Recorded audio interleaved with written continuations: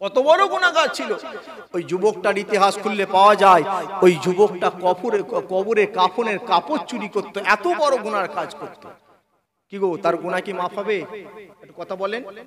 কবরে কাফন চুরি করত। ওই যুবকটার কাজ ছিল যখন কোনো মানুষ মারা যেত কবরে তাকে দাফন করে দেওয়া হতো।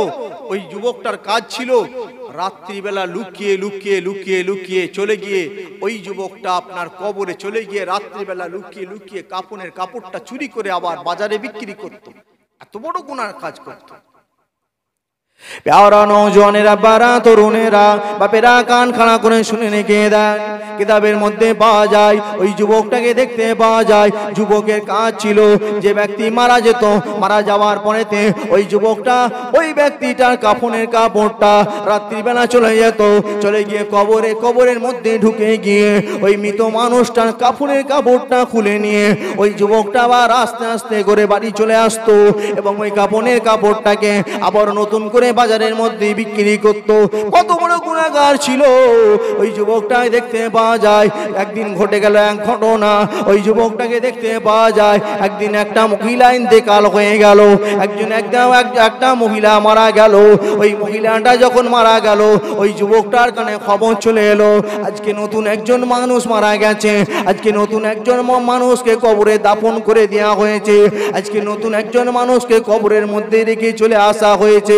রাত যখন গভীর হয়ে গেল ওই যুবকটার কাছে যখন খবর এসেছিল গভীর রাত্রিবেলা ওই যুবকটা কবরের মধ্যে চলে যেত, কবরের মধ্যে চলে গিয়ে কাপড়টা চুরি করত, কাপড়টা চুরি করে বাজারে বিক্রি করত। যুবকটা ছিল বড় গুনাহগার, যুবকটা ছিল বড় পাপী। ওই সময় দেখতে পাওয়া যায় ওই মহিলা যেদিন মারা গিয়েছিল যুবকটা রাত্রিবেলা গভীর রাত্রিতে ওই যুবকটা ওই সময়েতে কাঁধে একটা কোদাল নিয়ে কবরস্থানের দিকে রওনা দিয়ে দিল। যুবকটা এত বড় গুনার কাজ করত, কবর থেকে কাফনের কাপড় চুরি করত। জাতা গুনাহ, কথা বলে জাতা গুনাহ। কবর থেকে কাফনের কাপড় চুরি করত। প্যারা নওজওয়ানেরা, বারা তরুণেরা, বাবেরা কান খাড়া করে শুনে রেখে দেন। ওই রাত্রিবেলা মহিলাটা যেদিন মহিলা মারা গিয়েছিল রাত হয়ে গেল ওই যুবকটা একটা কোদাল নিয়ে কবরের দিকে রওনা দিল ওই মহিলাটার কাফন চুরি করবেন বলে। এরকম করে দেখতে পাওয়া যায় ওই মহিলাটা কবরের মধ্যে আছে। ওই যুবকটা রাত্রিবেলাতে কোদালটা কাঁধে করে নিয়ে চলে গেল কবরস্থানের মধ্যে, চলে গিয়ে ওই মহিলাটার কবর থেকে মাটিটা সরিয়ে দিল। ওই মহিলার কবর থেকে মাটিটা সরিয়ে দেওয়ার পর ওই যুবকটা কবরের মধ্যে নেমে গেল। কবরের মধ্যে নামলো কেন? কাফন চুরি করার জন্য। কবরের মধ্যে যখন নামলো কি জন্য? কাফন চুরি করবেন বলে। এই দেখায় ওই সময় দেখতে পাওয়া যায় ওই যুবকটা যখন মহিলার কবরে নামলো কাফনটা চুরি করার জন্য, মহিলার গা থেকে কাফনটা সরিয়ে নিল, মহিলার গা থেকে কাফনটা সরিয়ে নিল। মহিলাটা তখন সেই সময় উলঙ্গ হয়ে গেল। ওই যুবকটা ওই যুবতী মহিলাটার উলঙ্গ চেহারাটা যখন দেখলো ইবলিস শয়তানের প্ররোচনায় পড়ে গেল। ইবলিস শয়তান মনে মনে উস্কানি দিল, ওরে যুবক আজকে একটা সুযোগ এসেছে, ওরে যুবক এমন একটা সুযোগ তুই ছেড়ে দিস না। ইবলিস শয়তানের প্ররোচনায় পড়লো ওই যুবক ছেলেটা, এরকম একটা সুযোগ এলো তোর কাছে, মহিলা ফাঁকা নিরালা নিস্তব্ধ, কেউ নেই, উলঙ্গ অবস্থায় কবরে আছে, ওকে আজকে তুই ছেড়ে দিস না। দেখবেন যখন আমরা আমাদের সমাজে কিছু যুবক দেখবেন যখন কোনো জায়গায় যায় আপনার রাসূলুল্লাহ, ওই জন্য আল্লাহ নবী দিন দুনিয়ার বাদশা হাবিবুল্লাহ বলেছেন, যখন তোমরা একা থাকো কেউ থাকে না আরেকজন ব্যক্তি উপস্থিত থাকে, সেটা কে গো? বলে মিস্টার ইবলিস শয়তান, মিস্টার ইবলিস শয়তান, যার কাজ হলো কুমন্ত্রণা দেওয়া, যার কাজ হলো প্ররোচনা দেওয়া, খারাপ কাজের দিকে বান্দাকে ধাবিত করে দেওয়া। কোন জায়গায় গেছেন হয়তো বা আপনার মনে হচ্ছে এই খারাপ কাজটা আমি করব না, কিন্তু ইবলিস শয়তান এমন ভাবে মাথার মধ্যে ঢুকিয়ে দিল যে এই কাজটা আজকে তোকে করতেই হবে, এই সুযোগ কেউ নেই, ফাঁকা সময় এসেছে। ইবলিস শয়তানের প্ররোচনায় পড়ে গুনার কাজে লিপ্ত হয়ে গেলেন আপনি। তওবা করেন, ফিরে আসেন। আবারও বলছি, আল্লাহ চাইলে মাফ করবেন, আল্লাহ চাইলে মাফ করবেন, আল্লাহ চাইলে মাফ করবেন। কথা ঠিক কিনা জুড়ে বলেন আমার দিনদার ইমানদার ভাইয়েরা।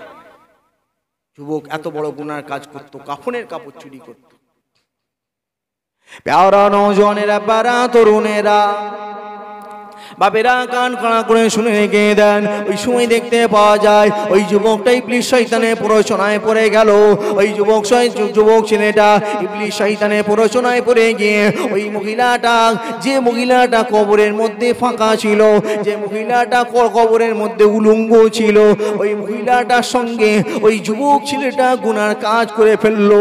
ওই মহিলাটার সঙ্গে মহিলাটাকে একা পেয়ে ওই যুবকটা খারাপ কাজ করে ফেললো।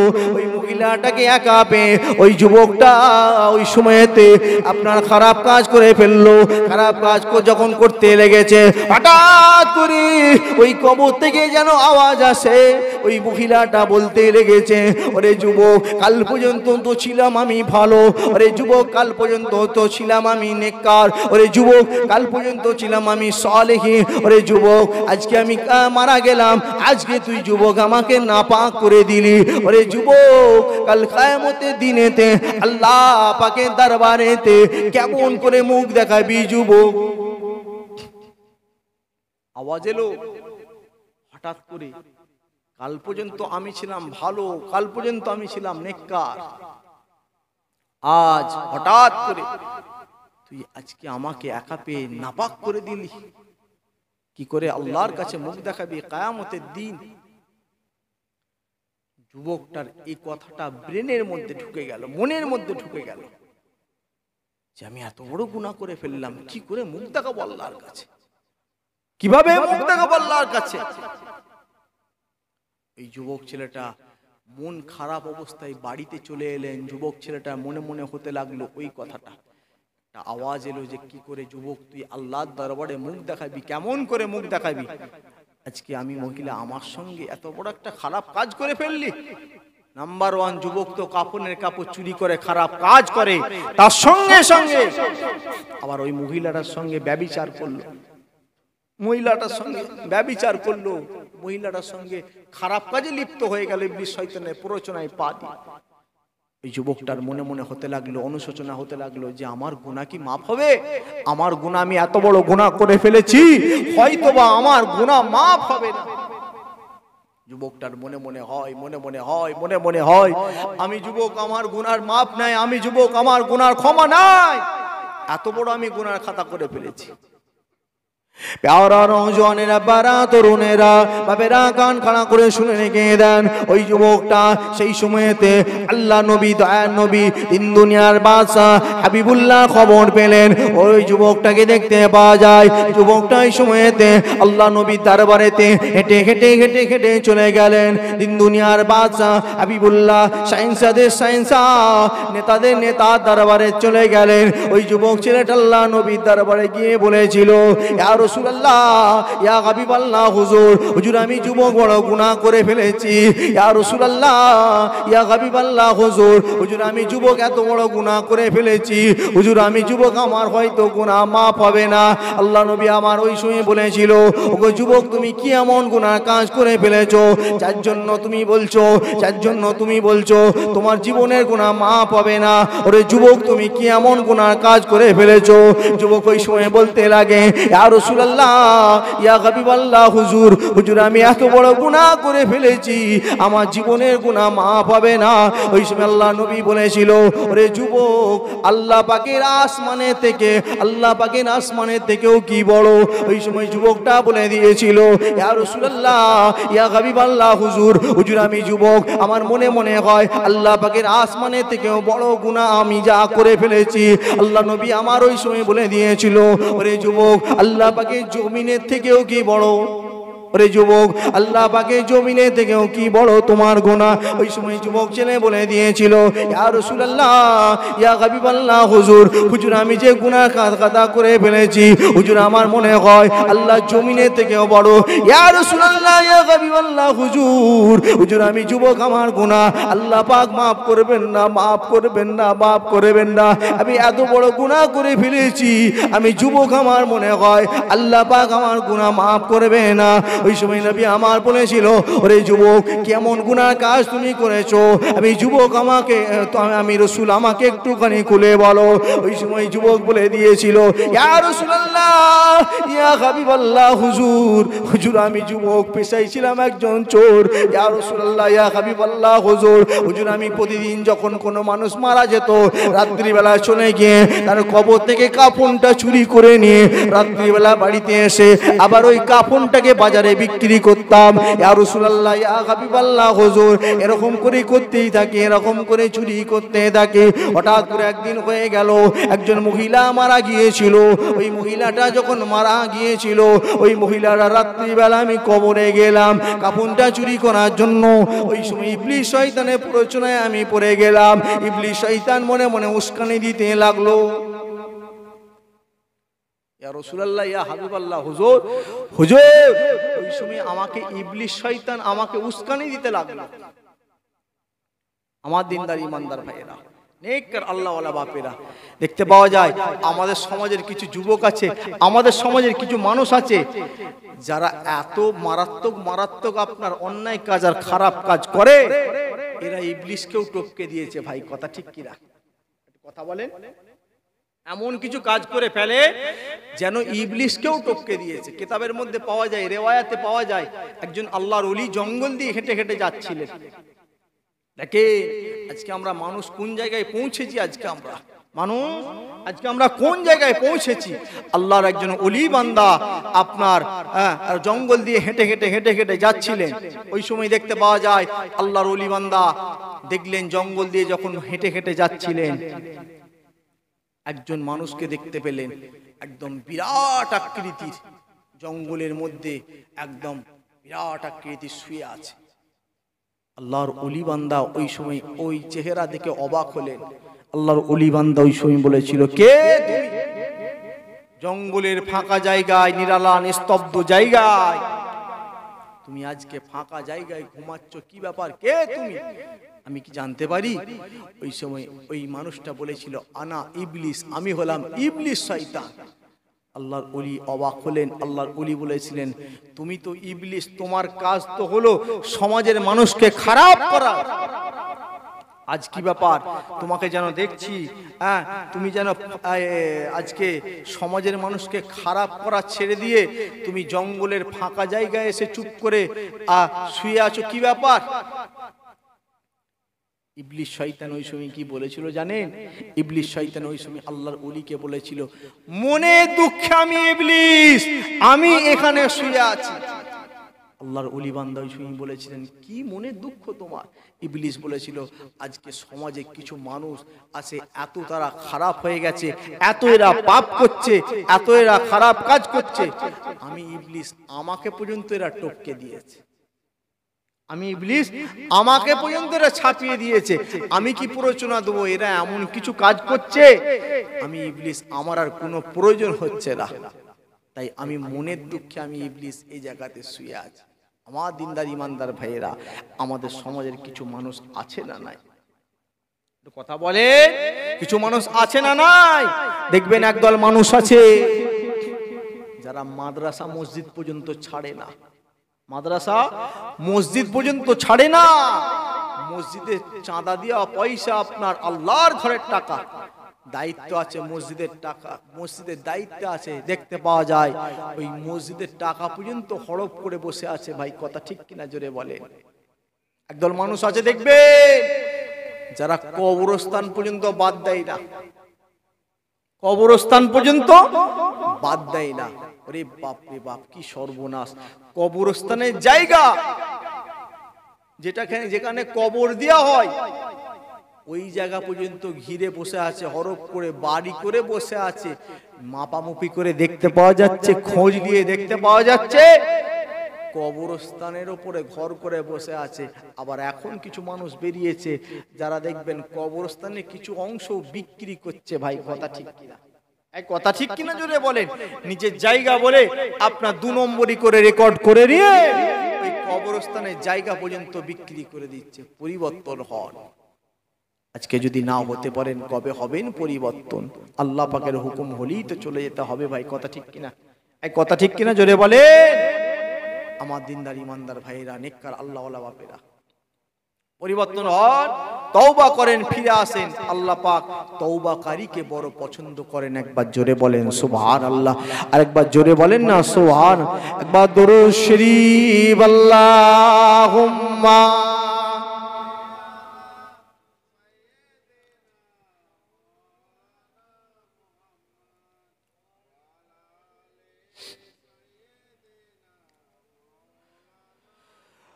আমার মনের ঘরেতে রেখেছি যারে, দো জাহানের বাদশা নবী কামলিওয়ালা রে, দো জাহানের বাদশা নবী কামলিওয়ালা রে। জোরে হবে না সুবহানাল্লাহ? একটু জোরে হবে না সুবহানাল্লাহ? আমার মনের ঘরেতে রেখেছি যারে, দো জাহানের বাদশা নবী কামলিওয়ালা রে, দো জাহানের বাদশা নবী কামলিওয়ালা রে। আমার দয়ার নবী রে, আমার মায়ার নবী রে, আমার দয়ার নবী রে, আমার মায়ার নবী রে, দো জাহানের বাদশা নবী কামলিওয়ালা রে। আরো জোরে হলো না সুবহানাল্লাহ? আরো জোরে হলো না সুবহানাল্লাহ? আদি পিতা আদম যখন মুসিবতে পড়ে, মোদের নবীর ওসিলাতে আল্লাহ কবুল করে। আমার মনের ঘরেতে রেখেছি যারে, দো জাহানের বাদশা নবী কামলিওয়ালা রে, দো জাহানের বাদশা নবী কামলিওয়ালা রে। আল্লাহুম্মা সাল্লি আলা।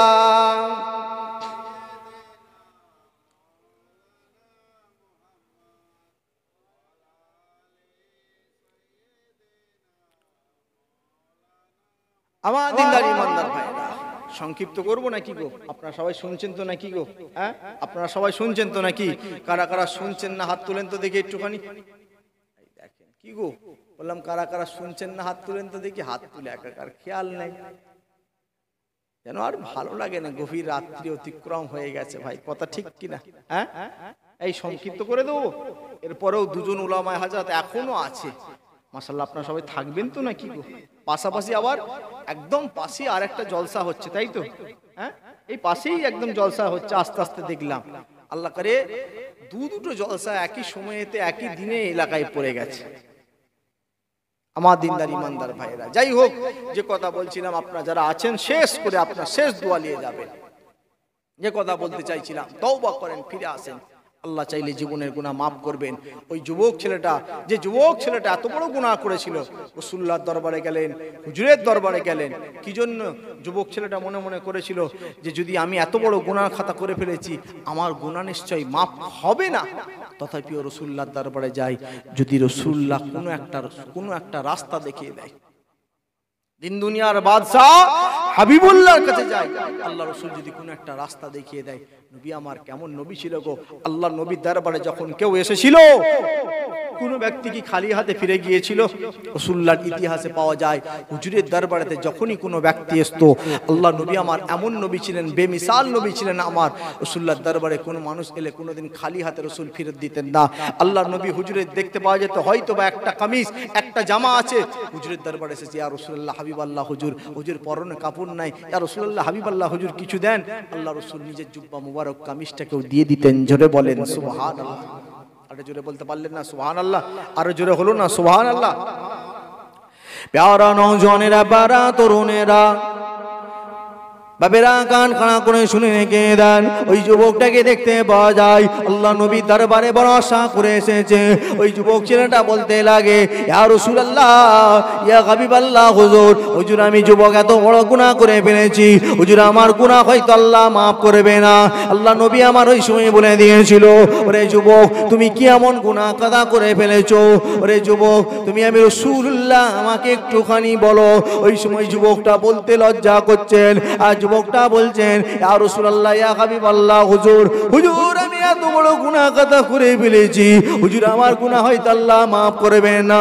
নবী আমার যখন জিজ্ঞাসা করলেন, ওই সময় যুবক বলতে লেগেছেন, ইয়া রাসূলুল্লাহ, ইয়া হাবিবাল্লাহ, হুজুর, হুজুর আমি কবর থেকে কাফন চুরি করতাম। ইয়া রাসূলুল্লাহ, ইয়া হাবিবাল্লাহ, হুজুর এটা ছিল আমার কাজ। আমি কবর থেকে কাফন চুরি করে নিয়ে গিয়ে, হুজুর আমি রাত্রিবেলা লুকিয়ে লুকিয়ে কাফন চুরি করে নিয়ে গিয়ে পরের দিন আবার বাজারে বিক্রি করতাম। এরকম করে কাফন চুরি করতে করতে একদিন একটা মহিলা মারা গিয়েছিল। ইয়া রাসূলুল্লাহ, ইয়া হাবিবাল্লাহ, হুজুর, হুজুর আমি যুবক রাত্রিবেলা কবরে পৌঁছে গেলাম। ওই মহিলাটার কবরে পৌঁছে যাবার পরেতে আমি যুবক ওই সময় মহিলাটার কবরে যখন নেমে পড়লাম, ইবলিস শয়তান প্ররোচনা দিল, কাপড়টা খুললাম, যুবতীটাকে উলঙ্গ দেখলাম। ইবলিস শয়তান ওই সময় উস্কানি দেয়, ওরে যুবক আজকে সুন্দর একজন মহিলাটাকে দেখে আজকে তুই কেমন ভাবে ছেড়ে দিবি? ওরে যুবক আজকে সুন্দর একটা মহিলা দেখে তুই কেমন করে ছেড়ে দিবি? ইবলিস শয়তানের প্ররোচনায় পা দিয়ে আমি যুবক আর থাকতে বললাম না।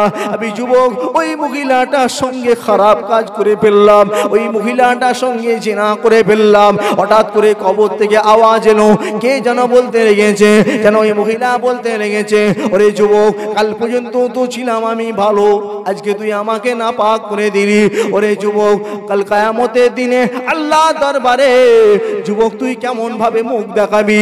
এরকম করে দেখতে পাওয়া যায়। আমার কাছে যখন এই শব্দটা এলো, এই আওয়াজটা এলো, আমি যুবক এত বড় গুনাহ খাতা করে ফেলেছি। ইয়া রাসূলুল্লাহ, ইয়া হাবিবাল্লাহ, হুজুর, হুজুর আমাকে গুনাহ মাফ হবে। আল্লাহ নবী আমার দিন দুনিয়ার বাদশাহ হাবিবুল্লাহ আমার ওই সময়তে যুবকটাকে বলেছিল, ওরে যুবক যাও যাও যাও যাও বেরিয়ে চলে যাও। ওরে যুবক আজকে আমি রাসূলুল্লাহ তোমাকে বলে দিলাম আমার দরবার থেকে তুমি বেরিয়ে চলে যাও। ওরে যুবক আজকে আমি রাসূলুল্লাহ তোমাকে বললাম যাও, তুমি আমার দরবারে থেকো না, যাও তুমি আমার দরবার থেকে বেরিয়ে চলে যাও। প্যারা নওজনেরা, বারা তরুণেরা, বাপেরা কান খাড়া করে শুনে রেখে দেন। ওই যুবকটা ওই সময়তে হাউ হাউ করে চিৎকার করে কাঁদতে কাঁদতে আল্লাহ নবী দরবার থেকে হেঁটে হেঁটে বেরিয়ে যাচ্ছেন।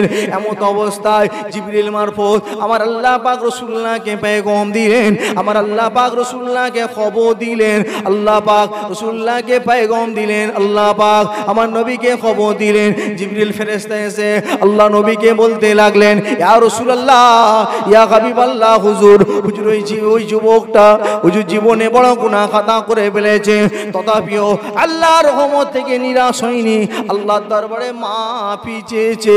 ইয়া রাসূলুল্লাহ, ইয়া হাবিবাল্লাহ, হুজুর, হুজুর আল্লাহর দরবারে কাঁদা কাটা করেছে। আল্লাহ পাক দয়াময় দয়া করে ওই যুবকটার গুনাহ খাতাগুলোকে আমার আল্লাহ পাক মাফ করে দিয়েছে। বলতে পারলেন না সুবহানাল্লাহ? আরো জোরে হলো না সুবহানাল্লাহ? প্যারা নওজনেরা, বারা তরুণেরা, বাপেরা কান খাড়া করে শুনে রেখে দেন। ওই সময় দেখতে পাওয়া যায় আল্লাহ নবী সাহাবাকে বললেন, ওই যুবককে একটুখানি ডাক দাও। আল্লাহ রাসূলের সাহাবা গিয়ে তাড়াতাড়ি করে ওই যুবকটাকে ডাক দিলেন। যুবকটা রাসূলুল্লাহর দরবারে উপস্থিত হলেন। আল্লাহ নবী দরবারে যখন এলেন, ওই যুবকটাকে আল্লাহ নবী বলেছিলেন, যুবক তোমার গুনাহ খাতাগুলোকে তুমি মাফ চেয়েছো, আল্লাহ দরবারে কাঁদা কাটা করেছো, তোমার জীবনের গুনাহ দিকে অনুশোচনা তোমার মধ্যে হয়েছে, তাই আল্লাহ পাক দয়াময় দয়া করে তোমার জীবনের গুনাহ খাতাগুলোকে আমার আল্লাহ পাক মাফ করে দিয়েছে। যুবক তোমার মনের মধ্যে অনুশোচনা এসেছে, তোমার মনের মধ্যে ভয় এসেছে, আল্লাহর ভয়। তুমি যুবক তোমার মনের মধ্যে ভয় এসেছে, অনুশোচনা এসেছে। এই বাবু, এই কোথায় যাই, এই কথা বলে না, এই কোথায় যাও, বসো। এই ছেলেগুলো শুধু ঘুরেই ঘুরে, বসো, অল্প সময় তো সংক্ষিপ্ত শেষ হয়ে গেল তো, বসো একটুখানি, বসো বাবা। दुरूद शरीफ अल्लाहुम्मा सल्ले अला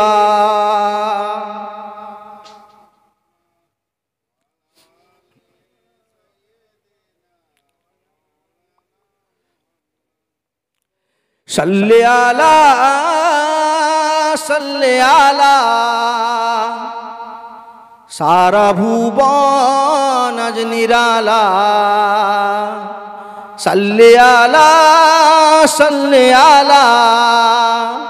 सारा भुवन आज निराला जरा হবে না সুবহানাল্লাহ আর জোরে হবে না সুবহানাল্লাহ বিশ্ব নবী হুজুরের সম্পর্কে স্নাত হুজুর পাক সাল্লাল্লাহু আলাইহি ওয়াসাল্লাম সম্পর্কে কবি বলছেন কোন নবী যে রাসূলুল্লাহর আদর্শ যদি আপনি জীবনে বাস্তবায়িত করতে পারেন ইনশাআল্লাহ বিশ্বাস রাখতে পারেন আল্লাহ পাক নাজাত মিলিয়ে দেবেন জোরে বলেন সুবহানাল্লাহ জীবনে তওবা করেন ইস্তেগফার করেন বাহার পরিমাণ গুনাহ করে ফেলেছেন তথাপিও দুটো एग्जांपल দিলাম তথাপিও আল্লাহর দরবারে মাফি চান আল্লাহ maaf করবে আল্লাহর দরবারে মাফি চেয়ে ফিরে আসেন রাসূলুল্লাহকে ফলো করেন হুজুর আমার কেমন ছিলেন হুজুরের আখলাক চরিত্র নিজের জীবনে অ্যাপ্লাই করেন বাস্তবায়িত করতে শিখেন নবী আমার কেমন নবী ছিল বেমিসাল নবী ছিল আমার যে রাসূলকে আল্লাহ পাক এত বড় নিয়ামত দান করেছিল আল্লাহর নবী হুজুরকে আল্লাহ পাক এমন নবী করেছিলেন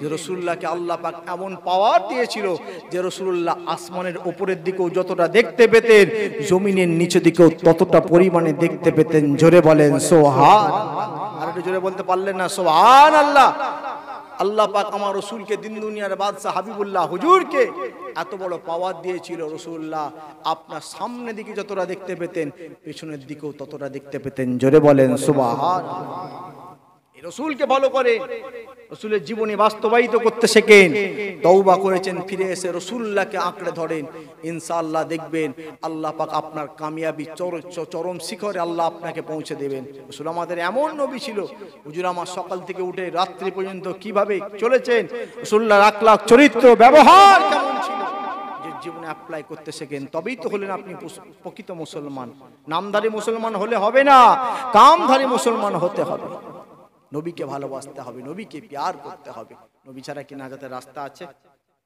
কথা বলেন ঠান্ডার রাত্রি বসে আছেন এই যে রাসূলুল্লাহর কথাবার্তা এত কষ্ট করে মেহনত করে শুনছেন লাভ আছে না নাই কথা বলেন লাভ আছে না নাই ইনশাআল্লাহ আল্লাহ চাইলে এই ঠান্ডার রাতে কষ্ট করে মেহনত করে আমরা আল্লাহ রাসূলের কথা শুনছি এই মেহনত এই পরিশ্রম আল্লাহ একদিন না একদিন আমাদের কাজে আসবে একবার জোরে বলেন সুবহানাল্লাহ আর জোরে বলতে পারলেন না সুবহানাল্লাহ আমার দিনদার ইমানদার ভাইরা কি কঠিন ঠান্ডা এখানে কি অবস্থায় কয়েকদিন আগে আসামে ছিলাম তার আগে আবার বাংলাদেশে ছিলাম কি কঠিন ঠান্ডা তথাপিও বিশ্বাস করেন বাংলাদেশের মানুষেরা আপনার আসামের মানুষেরা এই দুদিন আগে এয়ারপোর্টে ফিরলাম ফ্লাইটে করে তো যে কথা বলতে চাইছিলাম ওখানে এর থেকে আরো কঠিন ঠান্ডা তবু আল্লাহর বান্দারা নবীর প্রেমিকরা বিশ্বাস করেন যতক্ষণ পর্যন্ত মাহফিল চলছে কাতারে কাতারে লাইন ধরে মানুষ হাজারে হাজার মানুষ বসে আছে কি মহব্বত তাদের মধ্যে কি প্রেম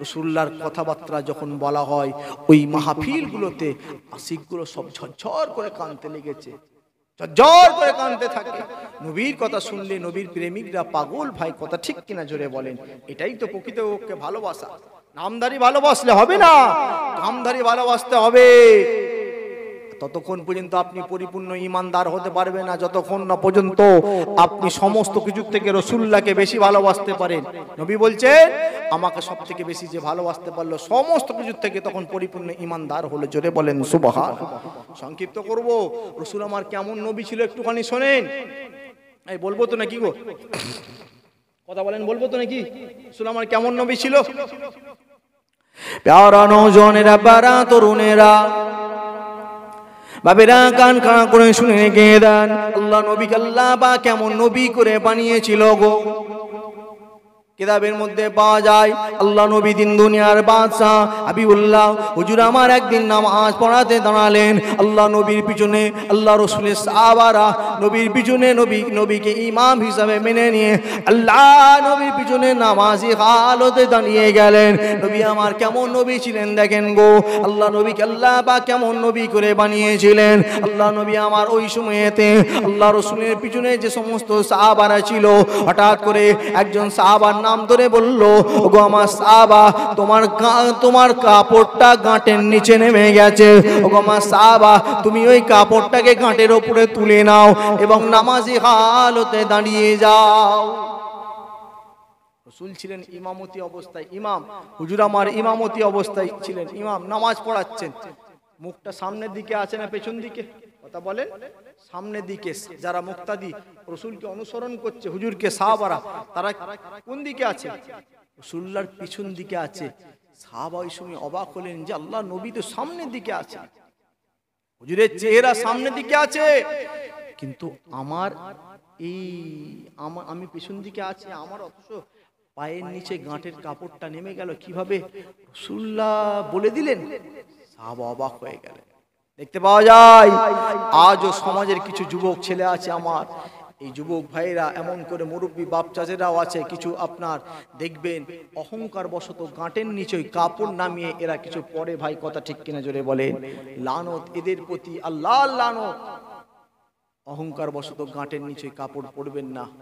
বিশ্বাস করেন, ওই অহংকার বশত গাঁটের নিচে ইচ্ছাকৃতভাবে যে ব্যক্তি কাপড় পরবে তার বিরুদ্ধে আল্লাহ পাক অনেক বড় কথা ঘোষণা করেছে। আমার দিনদার ইমানদার ভাইয়েরা, ইচ্ছাকৃতভাবে গাঁটের নিচে কাপড় পরবেন না, এতে আপনার নিজেরও শারীরিক বড় ক্ষতি। বিজ্ঞান বলছে, বিজ্ঞান রিসার্চ করলো যে বিশ্বনবী মোহাম্মদ প্রফেট যখন বলেছে, নেতাদের নেতা সরদার থেকে সরদার মামিন আল্লাহ মুরুদ্দুলাল দাউস of greatest leader in the Muhammad, Quran যার কথা বলছে ওমা আরসালনাকা ইল্লা রাহমাতাল লিল আলামিন। नबी नहीं होता तो कुछ भी नहीं होता, ना चंद्र ना सूरज ना ग्रह नक्षत्र, जो कुछ देख रहे हैं सब कुछ मेरे नबी के वसीले पे है। जोर से बोलिए सुबहान। सब কিছু নবীর ওসিলায়। নবী যখন বলছে বিজ্ঞান রিসার্চ করছে, নিশ্চয়ই এর পিছনে কিছু ভিত্তি আছে, এর পিছনে কিছু যুক্তি আছে। নবী যখন বলছে, বিজ্ঞানীরা রিসার্চ করলো, গবেষণা করতে লাগলো। আল্লাহ নবী যখন বলছে, কি যুক্তি আছে? গাঁটের নিচে কাপড় যদি কেউ পরে, বিজ্ঞানীরা পরীক্ষা করলো, পরীক্ষা করে বলল ওই গাঁটের নিচে আপনার যখন কাপড় থাকে, ওই কাপড়টা আপনার কাপড়টা যখন থাকে তখন সূর্যের আলো পায় না, তখন পুরুষদের শরীর থেকে এক প্রকার হরমোন বার হয় না। গাঁটের ওপরে যখন কাপড় থাকে, ওই কাপড়টা আপনার দেখতে পাওয়া যায় যখন ওপরে থাকে, সূর্যের আলো লাগে এবং এই আলো যখন লাগে পুরুষদের শরীর থেকে এক প্রকার হরমোন বার হতে লাগে। জোরে বলেন সুবহানাল্লাহ। আরো জোরে বলতে পারলেন না সুবহানাল্লাহ? পুরুষদের শরীর থেকে ওই হরমোনটা বার হয়ে সারা শরীরে ছড়িয়ে যায় এবং পুরুষরা এতে উপকৃত হতে থাকে। জোরে বলেন সুবহানাল্লাহ। আরো জোরে বলতে পারলেন না সুবহানাল্লাহ? নবী আমার কেমন নবী ছিলেন? এমনি নবীকে শিক্ষকদের শিক্ষক হিসাবে আপনার অমুসলমানদের ঘরের বড় বড় ইহুদি খ্রিস্টানদের নেতারা মেনে নেয়নি। প্যারা নওজওয়ানেরা, বারা তরুণেরা, বাপেরা কান খাড়া করে শুনে রেখে দেন, নবী আমার কেমন নবী ছিলেন গো। আল্লাহ নবী দিন দুনিয়ার বাদশাহ হাবিবুল্লাহ হুজুর আমার নামাজে দাঁড়িয়েছেন। ওই সময় সাহাবাকে বললেন, সাহাবা তুমি গাঁটের নিচু থেকে কাপড়টা তুলে নাও। আল্লাহ নবী সাহাবা ওই সময় দেখতে পাওয়া যায় গাঁটের নিচু থেকে কাপড়টা তুলে নিলেন। কাপড়টা তুলে নিয়ে আল্লাহ নবীর পিছে নামাজি হালতে দাঁড়িয়ে গেলেন। আল্লাহ নবীর পিছে যখন নামাজি হালতে দাঁড়িয়ে গেলেন, এরকম করে সাহাবারা নামাজ পড়তে লেগেছেন। আল্লাহ নবী হুজুর আমার ইমাম অবস্থায় দাঁড়িয়ে দাঁড়িয়ে নামাজ পড়াতে লেগেছেন। আল্লাহ নবী দিন দুনিয়ার বাদশাহ হাবিবুল্লাহ হুজুর আমার নামাজ পড়াতে লেগেছেন। সাহাবারা মনের সাহাবারা হুজুর সাহাবারা রাসূলুল্লাহকে সম্মুখে রেখে সাহাবারা নামাজ পড়তে লেগেছেন। এমন করে দেখতে পাওয়া যায় নামাজ সমাপ্ত হয়ে গেল। নামাজটা যখন সমাপ্ত হয়ে গেল, আল্লাহ নবী দিন দুনিয়ার বাদশাহ হাবিবুল্লাহ সাইয়্যিদুল মুজনাবিন রাহমাতাল লিল আলামিন হুজুর আমার নামাজ শেষ করলেন। নামাজ শেষে দোয়া হলো, এমন করে দেখতে পাওয়া যায় আল্লাহ নবী সমস্ত সাহাবারা আস্তে আস্তে আস্তে আস্তে করে একে একে বিদায় নিয়ে চলে যায়। হঠাৎ করে দেখতে পাওয়া যায় আল্লাহ নবী আমার দেখতে লাগলেন আল্লাহ রসুলের ওই সাহাবা যাকে রসুল্লাহ নাম ধরে বলেছিলেন, বাবা সাহাবা তোমার কাপড়টা গাঁটের নিচে নেমে গেছে, বাবা তুমি একটুখানি তুলে নাও। যে সাহাবাকে রসুল আমার বলেছিল ওই সাহাবা চুপটি করে একটা জায়গায় দাঁড়িয়ে আছে। ওই সাহাবা চুপ করে দাঁড়িয়ে আছে। আল্লাহ নবীকে বলছে ইয়া রাসূলুল্লাহ হাবিবাল্লাহ হুজুর। সমস্ত সাহাবা চলে গেছে, যখন রসুল বলছে ও সাহাবা কি ব্যাপার, তুমি এখনো যাও নাই, বাড়ি যাও নাই? আল্লাহ রসুলকে বলছে ইয়া রাসূলুল্লাহ হাবিবাল্লাহ হুজুর বেয়াদবি মাফ করবেন হুজুর, আমার মনে একটা প্রশ্ন আছে, আপনাকে কি বলতে পারি? প্যারা নওজওয়ানেরা, প্যারা তরুণেরা, বাপেরা কান খাড়া করে শুনে রেখে দেন, নবীকে আল্লাহ পাক কেমন নবী করে বানিয়েছিল গো। আল্লাহ রাসূল ওই সময় বললেন বাবা সাহাবা নিশ্চয় বলো তোমার মনে কি প্রশ্ন আছে একটুখানি বলো। আল্লাহ নবী সাহাবা ওই সময় আল্লাহ রাসূলকে বলে দিয়েছিল ইয়া রাসূলুল্লাহ ইয়া হাবিবাল্লাহ হুজুর আমার মনে মনে হুজুর আমার মনে মনে হয় হুজুর আপনি যখন নামাজ পড়ছিলেন আমি আপনার সাহাবা আপনাকে অনুসরণ করে আপনার পিছে ছিলাম হুজুর, আপনি তো সামনের দিকে মুখ করেছিলেন অথচ আমার পায়ের গাঁটের নিচে কাপড়টা নেমে গেছে। ইয়া রাসূলুল্লাহ ইয়া হাবিবাল্লাহ হুজুর, হুজুর আপনি কেমন ভাবে বুঝতে পারলেন?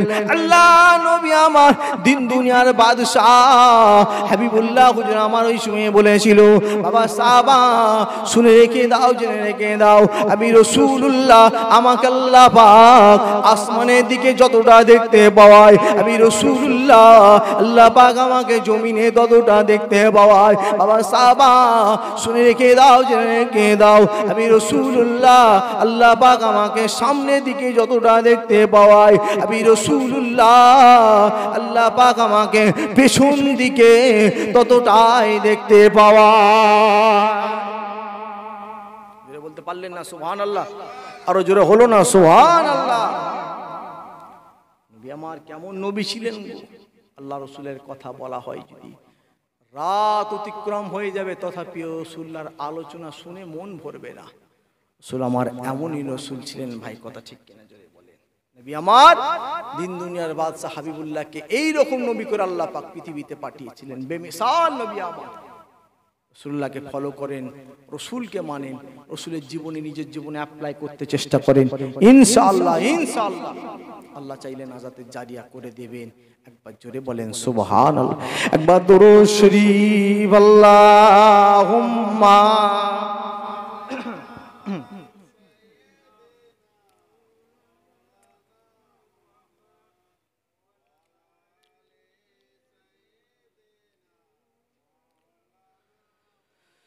সাল্লি আলা সাল্লি আলা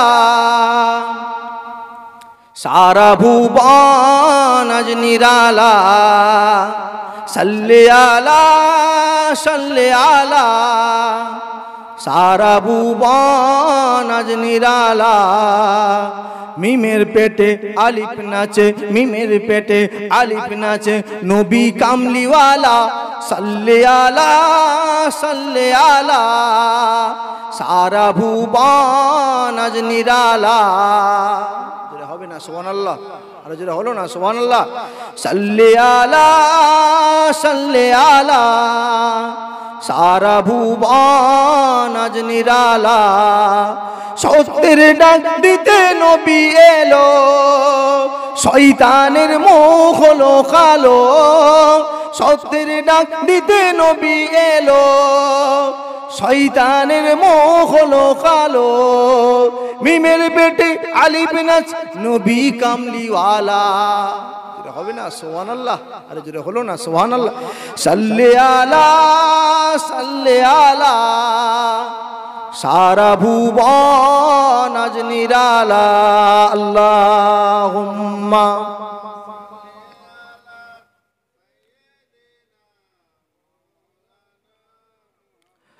ওয়ালা আলি।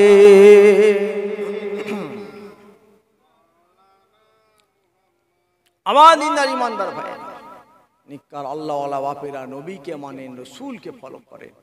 নবী ছাড়া কোনো নাজাতের রাস্তা নাই। আল্লাহ নবী হুজুর পাক সাল্লাল্লাহু আলাইহি ওয়াসাল্লামকে আল্লাহ পাক এমন নবী করে পাঠিয়েছিল, রাসূলুল্লাহ সম্পর্কে একটার পর একটা কথা বললে যেন কলিজাখানা ঠান্ডা হয়ে যাবে, তথাপি নবীর আলোচনা শুনে শেষ হওয়া যাবে না।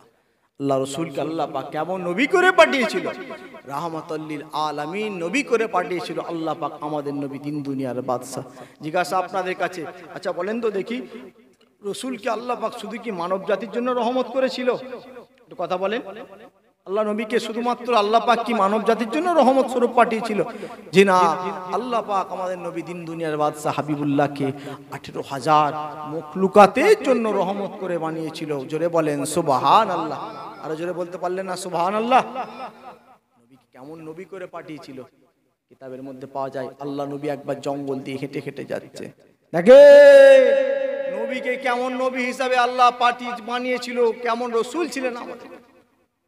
আল্লাহ নবী জঙ্গল দিয়ে হেঁটে হেঁটে যাচ্ছেন, হঠাৎ করে দেখতে পাওয়া যায়, রেওয়ায়াতের মধ্যে পাওয়া যায়, আল্লাহ রসুল যখন আপনার জঙ্গল দিয়ে হেঁটে হেঁটে যাচ্ছেন, জঙ্গলের একটা ছোট্ট পশু ওই সময় আল্লাহ নবীকে লক্ষ্য করে ছুটে ছুটে ছুটে ছুটে ছুটে ছুটে চলে আসে, রসুল্লাহর দিকে ছুটে আগিয়ে আসতে থাকে। আল্লাহ রসুল ওই সময় বললেন, কি ব্যাপার? ছুটে ছুটে ছুটে ছুটে রসুল্লাহর দিকে যখন আগিয়ে আসছে, নবী ওই সময় অবাক হলেন তার চেহারা দেখে। প্যারা নওজওয়ানেরা, প্যারা তরুণেরা, মাশাআল্লাহ ভাই আসছে গো, তাকবীর দেন, নারে তাকবীর, আরো জোরে দেন নারে তাকবীর। সিলসিলায়ে মুজাদ্দিদুজ জামান, সিলসিলায়ে মুজাদ্দিদুজ জামান, নারে তাকবীর, নারে তাকবীর। ভাই আলোচনা এখানেই সংক্ষিপ্ত করলাম, বিদায় নেব। আপনারা যারা আশেপাশে আছেন সকলে চলে আসেন পাক মাহফিলে। ভাই এসছে আপনাদের খিদমতে, মাশাআল্লাহ আলাপ আলোচনা করবেন। সকলে আমাকে একবার সালাম দেন, আমি আপনাদেরকে একবার সালাম দিই, আসসালামু আলাইকুম। সকলে উচ্চ আওয়াজে দরুদ শরীফ পড়েন, আল্লাহুম্মা।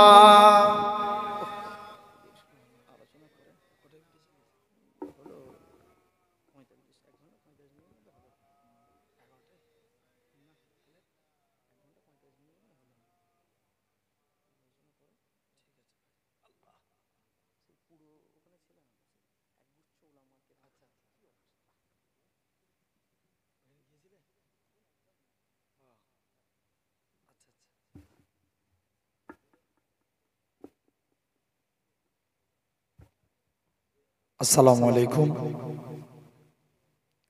আলহামদুলিল্লাহ, দীর্ঘক্ষণ ধরে আমার ভাই আপনাদের খেদমতে আলোচনা করছিলেন।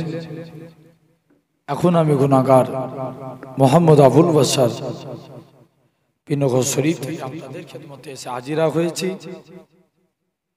যারা দূর দূরান্তে আছেন সকলে আল্লাহর রাস্তে মাহফিলের মধ্যে চলে আসেন।